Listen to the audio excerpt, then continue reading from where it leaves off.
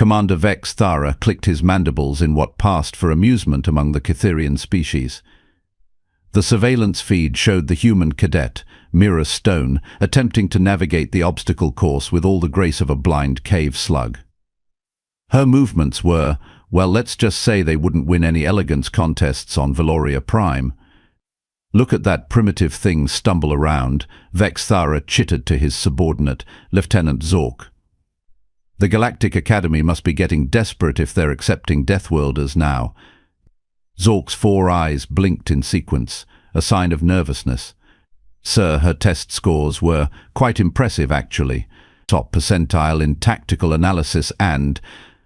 Test scores? Vex Thara's voice dripped with disdain.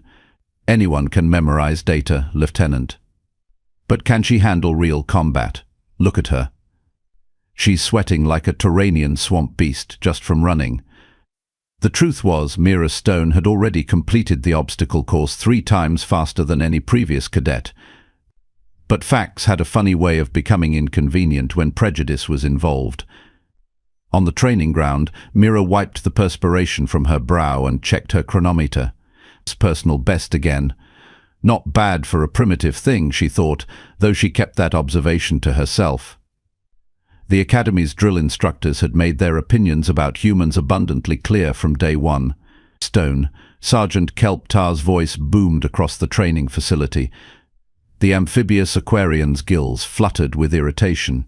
Stop celebrating and report to Advanced Combat Simulation Room 7. Mira jogged toward the indicated chamber, her boots echoing against the metal flooring. The other cadets, a mix of species from across the galaxy, watched her with expressions ranging from curiosity to outright hostility. The blue-skinned Centaurian twins, Jax and Lux, whispered among themselves as she passed. "I heard her species used to hunt mammoth creatures with nothing but pointed sticks," Jax murmured. "Barbaric," Lux agreed, "though I suppose that explains the muscle density." Mira pretended not to hear them. She'd grown accustomed to being the subject of such discussions. Humans were still relatively new to the galactic community, and apparently their reputation as Deathworlders preceded them wherever they went. The simulation room was stark white, equipped with holographic projectors and energy barriers. Waiting inside were 3 senior cadets from the elite combat program, Raven Cause, a reptilian saurian with scales that shifted color with his mood, Tam Brightwater, a ethereal Luminian whose body seemed to glow within a light, and Vega Thornfield, a insectoid Mantari whose compound eyes tracked every movement. Well, Raven's scales flickered to an amused orange. "If it isn't our resident caveman. Ready to play with the big kids?" Mira sized them up quickly. All 3 were larger than her, with natural advantages their species provided. Raven had claws and armored hide, Tam could phase through solid matter for brief periods, and Vega possessed lightning-fast reflexes and razor-sharp appendages. "I'm ready," she said simply. The simulation began without warning. A holographic environment materialized around them, depicting a war-torn cityscape with debris-strewn streets and collapsed buildings. The objective was simple: capture and hold the central communications hub. Tam immediately phased through a wall, moving to flank from the left. Vega skittered up a building's facade with impossible speed, while Raven charged straight ahead, confident in his natural armor. Mira did something unexpected. She laughed. Not a nervous giggle or a forced chuckle, but genuine amusement. The sound echoed off the simulated walls, causing all 3 opponents to hesitate for just a moment. "Oh, this is rich," she called out, diving behind an overturned vehicle. 3 against 1, and you think you need strategy."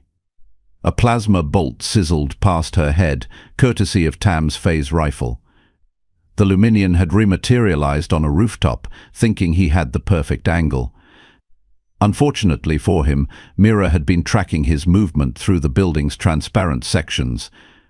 She grabbed a chunk of concrete rubble and hurled it with startling accuracy. The projectile caught Tam in the shoulder, disrupting his concentration and causing him to stumble backward. "Impossible," Tam gasped. "How did you? Track you through solid matter?" Mira finished, rolling to avoid Vega's swooping attack. Your species glows, genius. Kind of hard to miss. Vega's mandibles clicked in frustration as her strike missed its target. She spun around for another pass, but Mira was already moving. Instead of retreating, the human charged forward, closing the distance between them.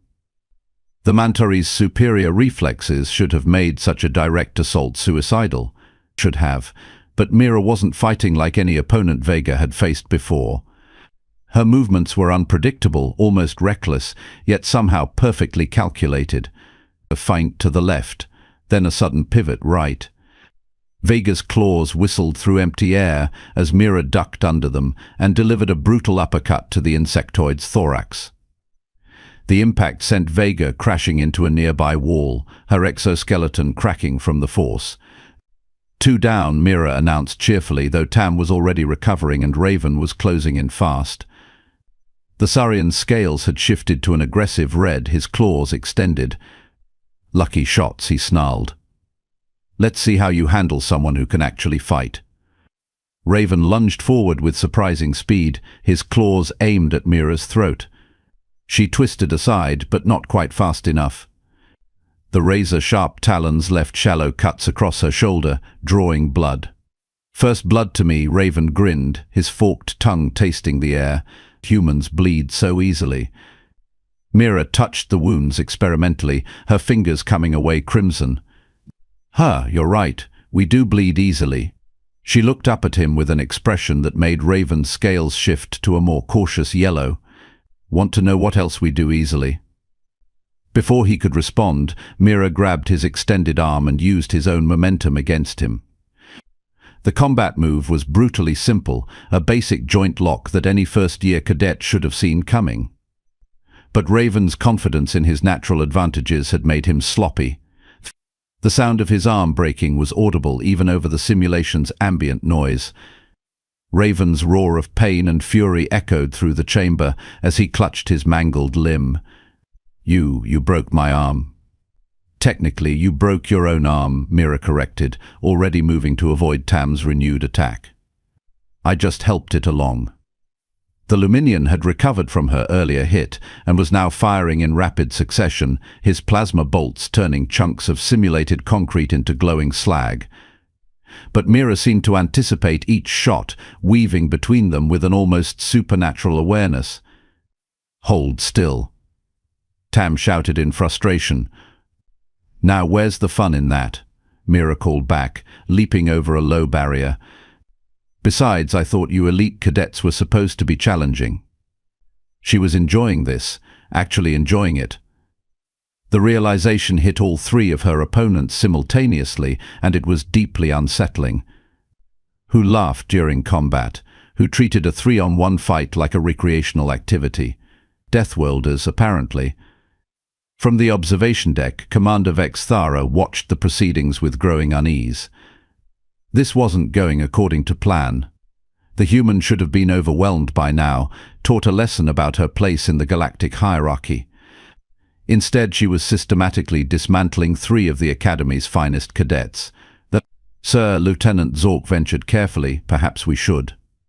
"No." Vexthara's mandibles clicked sharply. "Let it continue. She's just gotten lucky." But even as he said it, the commander knew it wasn't luck. The human's movements were too precise, too purposeful. She was reading her opponents like an open book, exploiting weaknesses that shouldn't have been visible to someone from such a primitive world. Back in the simulation, Mira had cornered Tam behind a collapsed wall. The Luminian was breathing heavily, his natural glow flickering with exhaustion. Racing through matter was an energy-intensive ability, and he'd been using it liberally. "You know what I find fascinating about your species?" Mira asked conversationally as she approached. "You can phase through solid matter, but you still need to breathe air, and air is matter." Tam's eyes widened as he realized what she was implying. "You wouldn't." "Relax. I'm not going to suffocate you." Mira's grin was decidedly predatory.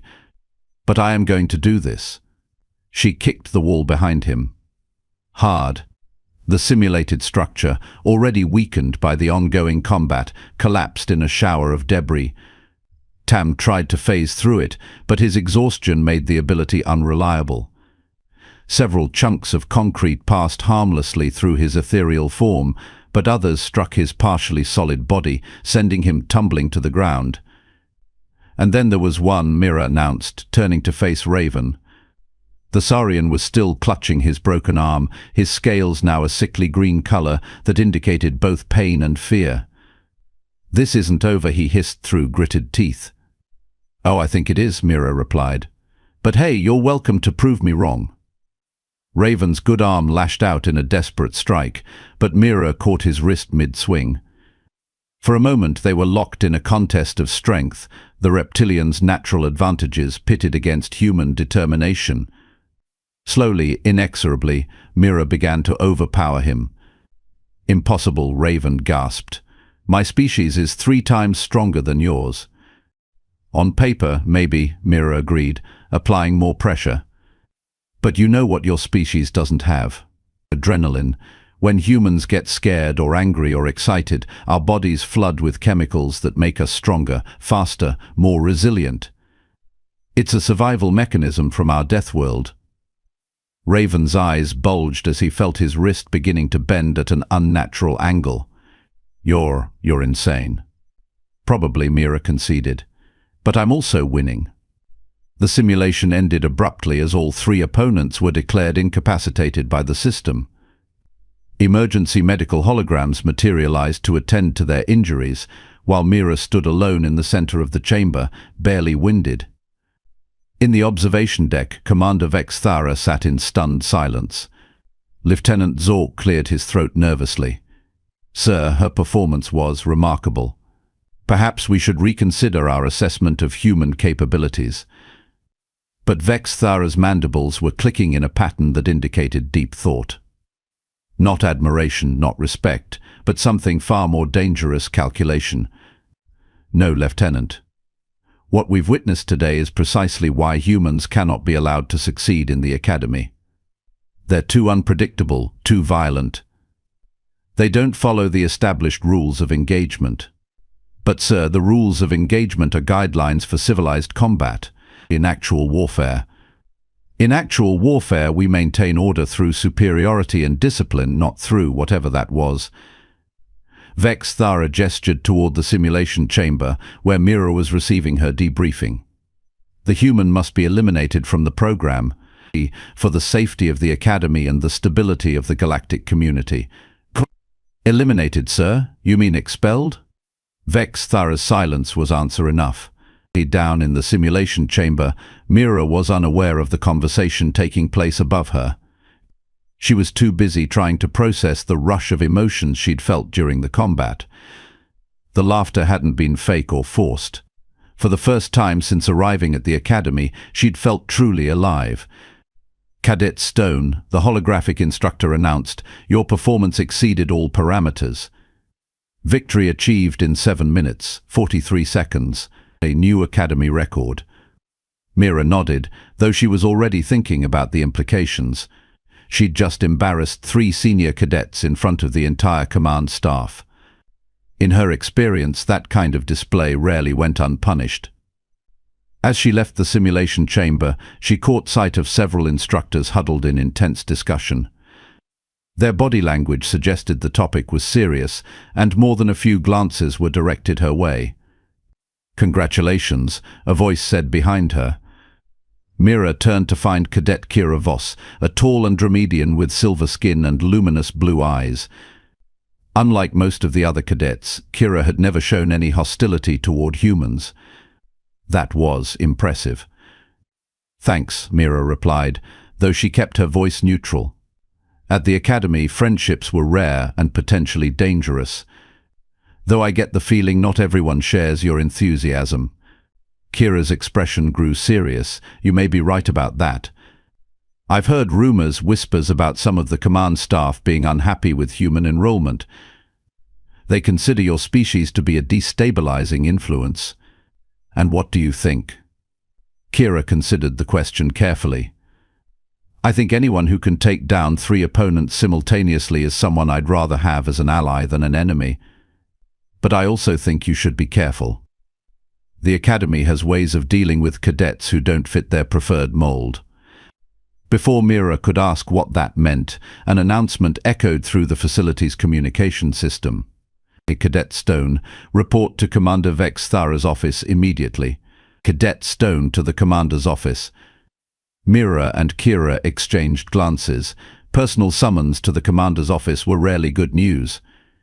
Careful, Kira whispered as they parted ways, and watch your back. The walk to Commander Vex Thara's office felt longer than usual. Mira's footsteps echoed in the corridor, each sound seeming to amplify the growing tension in her chest.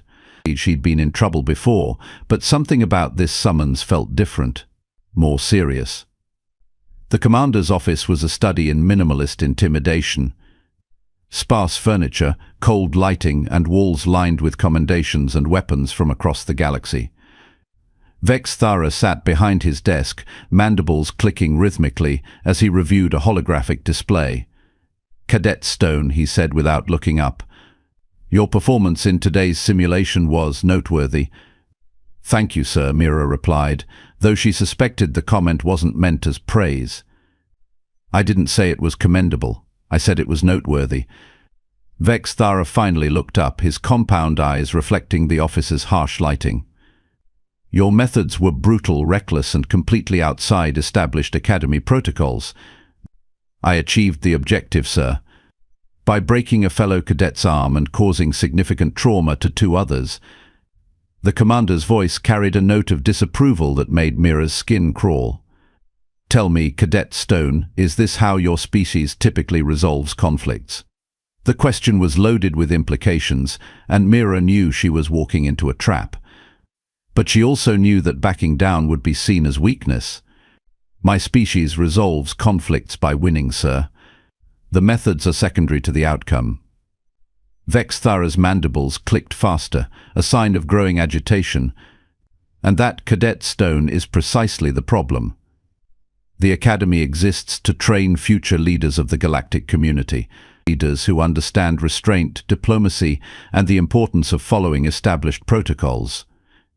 With respect, sir, wars aren't won by following protocols. They're won by adapting to circumstances and doing whatever it takes to achieve victory. Whatever it takes." Vex Thara stood up, his full height imposing even by galactic standards.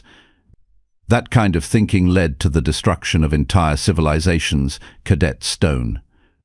It's the reason the Academy was created in the first place, to prevent such barbarism from ever occurring again." Mira felt a flicker of anger at the word barbarism, but she kept her expression neutral. "I understand the Academy's mission, sir. But I also understand that sometimes violence is necessary to protect what we value. And who decides when violence is necessary? You, based on your primitive instincts and your Deathworld conditioning." The mask was finally dropping. Mira could see the contempt in Vex Thara's eyes, the barely contained disgust at having to share space with what he considered an inferior species. "I decide based on the situation, sir, just like any other cadet would." "No, Cadet Stone, you decide based on the programming of a species that evolved on a world where everything was trying to kill you, and where survival meant being more vicious than your enemies. That programming has no place in civilized society." The silence that followed was heavy with tension. Mira could feel the weight of the moment, the sense that whatever came next would determine not just her future at the Academy, but possibly the future of all human cadets. "Permission to speak freely, sir?" Vex Thara's mandibles clicked once. "Granted." "You're afraid of us," Mira said quietly. "Not because we're barbaric or primitive, but because we're effective. Because we don't lose. And that threatens the established order where species like yours maintain power through bureaucracy and politics rather than merit." The commander's compound eyes seemed to glow with fury. "You are dismissed, Cadet Stone. Report to your quarters and await further orders." As Mira left the office, she couldn't shake the feeling that she'd just painted a target on her back. The Academy's power structure was built on maintaining the status quo, and she'd just announced her intention to disrupt it. But as she walked back to her quarters, she also felt a strange sense of satisfaction. For the first time since arriving, she'd spoken her mind without compromise. Whatever happened next, at least she'd be facing it on her own terms. Behind her, in the commander's office, Vex Thara was already making calls.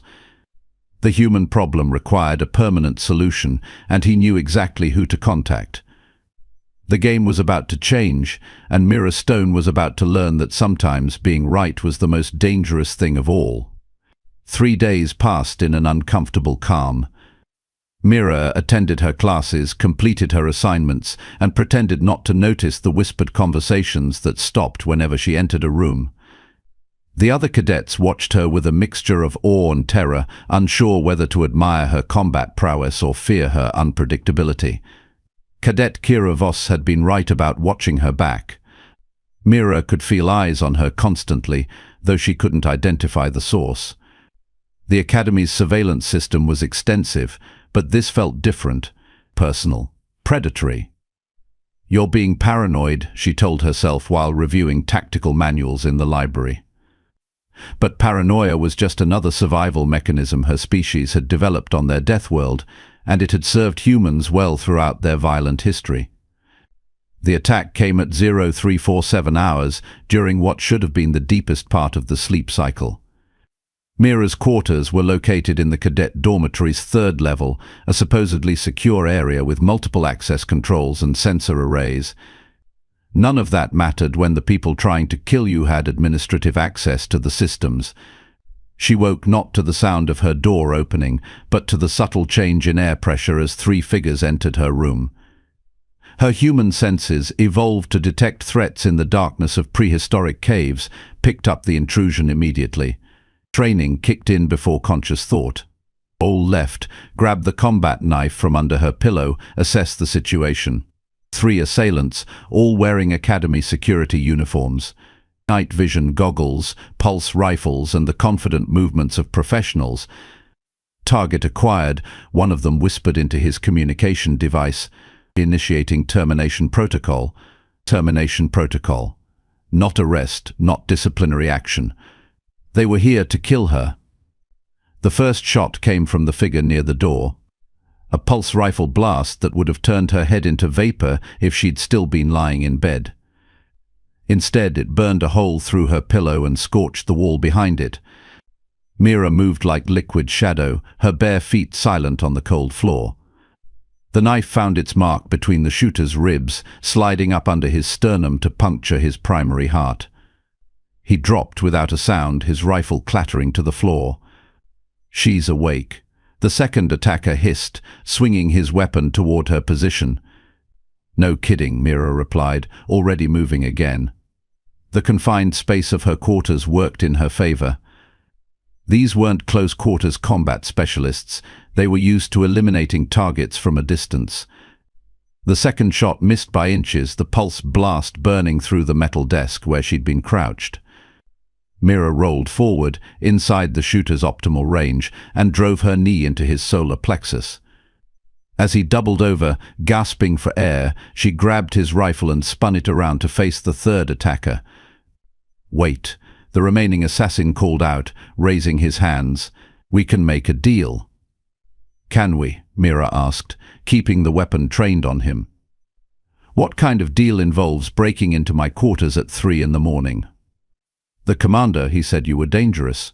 That you'd kill other cadets if we didn't stop you first." Mira laughed, but there was no humor in the sound. So his solution was to send assassins after a sleeping cadet. "That's your idea of proportional response." "You don't understand the bigger picture," the assassin continued, his voice pleading. "Humans are a threat to galactic stability.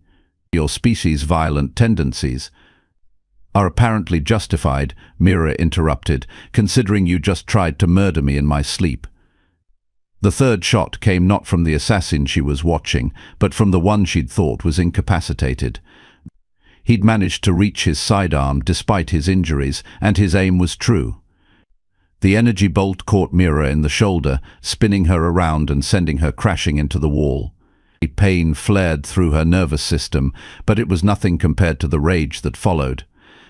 The smell of her own burned flesh filled the air, and something primitive and violent awakened in her mind. "Big mistake," she growled, struggling to her feet. The fourth shot hit her in the leg, and the fifth in her abdomen. Each impact felt like being struck by lightning, but humans had survived worse, much worse. Their ancestors had walked away from injuries that would have killed other species, driven by sheer stubborn refusal to die. The sixth shot should have ended it. Aimed at her head, fired at point-blank range by the assassin who'd been trying to negotiate. But Mira was no longer where she'd been a split second earlier. The human capacity for rapid movement under extreme stress had kicked in, flooding her system with chemicals that made her faster, stronger, and infinitely more dangerous. She hit the assassin like a force of nature, her momentum carrying both of them through the reinforced door of her quarters. The metal barrier, designed to withstand emergency decompression, bent and twisted under the impact before finally giving way with a screech of tortured alloy. They tumbled into the corridor beyond, where emergency lighting cast everything in hellish red. The assassin's night vision goggles were knocked askew, blinding him temporarily. Mira used those precious seconds to end the fight permanently. Security breach on level 3. An automated voice announced, "All personnel report to emergency stations." Blood was flowing freely from her wounds, but adrenaline kept her moving. She had to reach the command center, had to confront Vex Thara before he could spin this into another unfortunate accident. The Academy's halls echoed with the sound of running feet and shouted orders as emergency response teams mobilized. The elevator to the command level required special authorization, but Mira had acquired the necessary codes from the assassin's equipment. The lift rose smoothly, carrying her toward what would either be vindication or a final confrontation. Commander Vex Thara was waiting for her. "Cadet Stone," he said calmly, as if finding a blood-soaked human in his command center was an everyday occurrence. "I see you've had some trouble." "You could say that," Mira replied, leaving bloody handprints on the pristine walls as she steadied herself. "3 of your security personnel just tried to kill me." "Security personnel? How unfortunate. I'm sure there's been some misunderstanding." "The only misunderstanding is that you thought 3 assassins would be enough." Vex Thara's mandibles clicked in what might have been amusement. "Perhaps you're right. Your species' reputation for resilience appears to be well earned." "Cut the act, Commander. We both know you ordered the hit."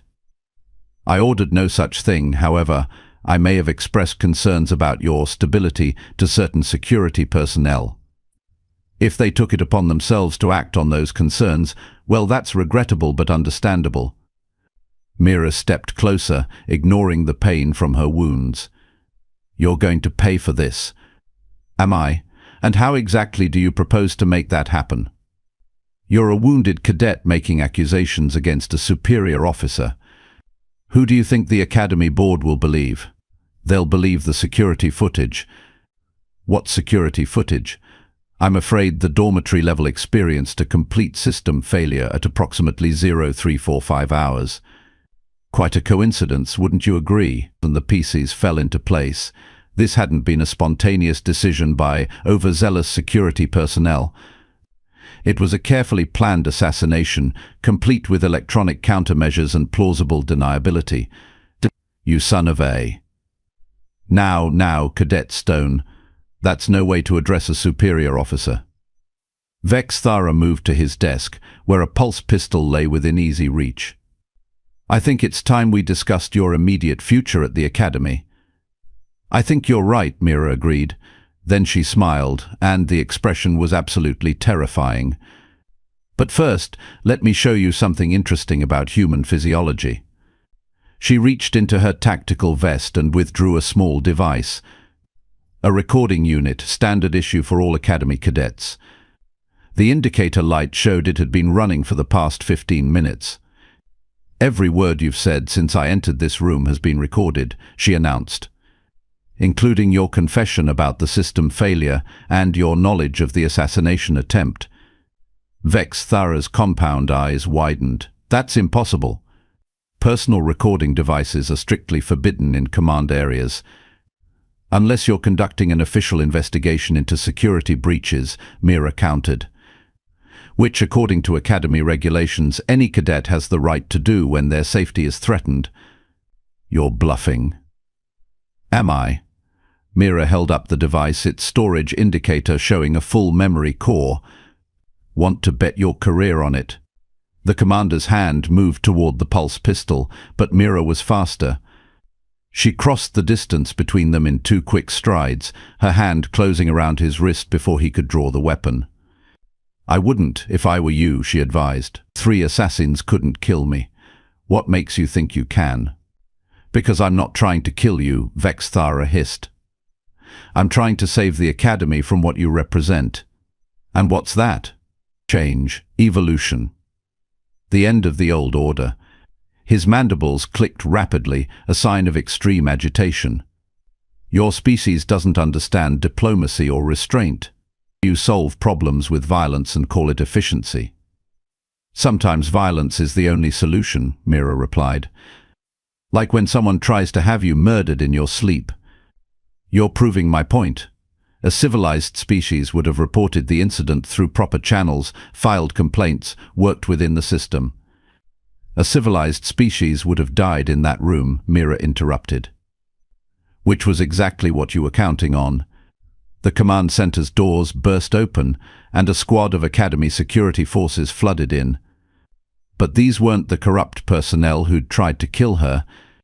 These were legitimate security officers, led by Captain Rex Starfall, the Academy's chief investigator. Stand down, both of you, Starfall ordered, his weapon trained on the space between them. Commander, release the cadet. Cadet Stone, step away from the commander.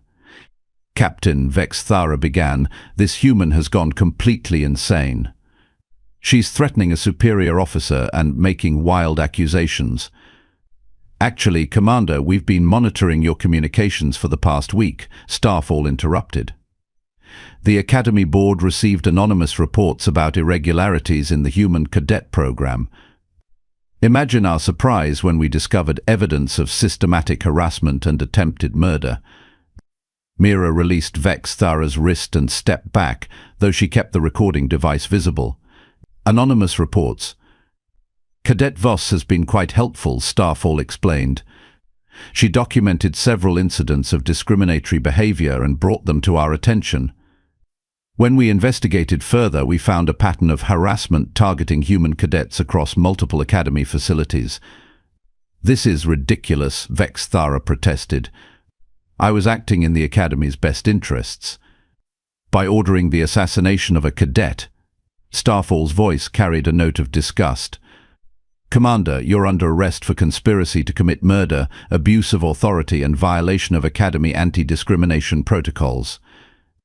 As security officers moved to restrain him, Vex Thara's composure finally cracked. You're making a mistake. Humans are dangerous. They'll destroy everything we've built. Maybe, Mira said quietly, but at least we'll be honest about it. The medical team arrived shortly after, insisting on treating her wounds despite her protests. The pulse rifle burns were serious but not life-threatening, and human healing rates were apparently another surprise for the Academy's medical staff. Remarkable, Dr. Thane muttered as he sealed the shoulder wound.